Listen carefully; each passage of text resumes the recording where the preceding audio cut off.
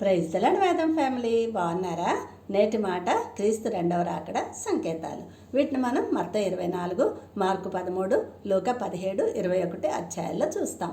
అబద్ధపు క్రీస్తులు, అబద్ధపు ప్రవక్తలు, యుద్ధములు, కలహాలు, ప్రకృతి వైపరీత్యాలు, కరువులు, కరోనా వంటి తెగుళ్ళు, దేశం మీదకి దేశం, ప్రజల మీదకి ప్రజలు లేవడం, ప్రేమలు చల్లారిపోవడం, ప్రపంచం నలుమూలలా స్వార్థీకరణ జరగడం, ఇశ్రాయేలు పునరుద్ధరణ అది 1948లో జరిగిందనుకోండి. క్రీస్తు అనుచరుల పట్ల హింస, అటు మొన్న గ్రాహం స్టెయిన్స్, మొన్న ప్రవీణ్ పగడాల, నిన్న కిర్క్, ఇలా ఎందరో ఆహుతైపోయారు. ఇవన్నీ యేసయ్య రెండవ రాకడకు సూచనలే. యేసయ్య అంటున్నారు, నేను దొంగ వలె వస్తాను అని. అంటే ఎవరు అనుకోనని గడియలో అన్నమాట. అప్పుడు మత్తయి సువార్త 24, 40, 41, లూకా 17, 34లో వలె ఇద్దరు పొలంలో ఉంటారు, అది పగలు. ఇద్దరు తిరగలు విసురుతుంటారు, అది ఉదయం కావచ్చు, సాయంత్రం కావచ్చు. ఇద్దరు ఒకే మంచంపై ఉంటారు, అది రాత్రి. ఒకరు ఎత్తబడతారు, ఒకరు విడవబడతారు.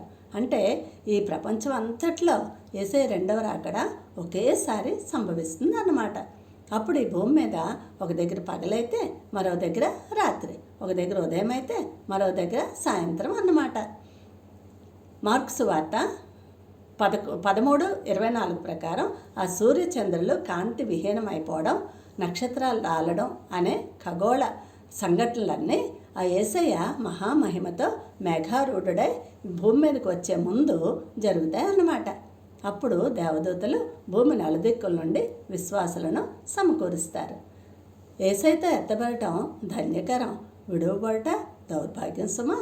అందుకే సంఘమా, మీరు ఈ జీవన వ్యవహారాల్లో తలమునకలు అవుతూ ఉండిపోక యేసయ్య మరలా వస్తారన్న స్పృహ కలిగి మెలకువగా ఉండి ప్రార్థన చేయండి. Thank you. God bless you all.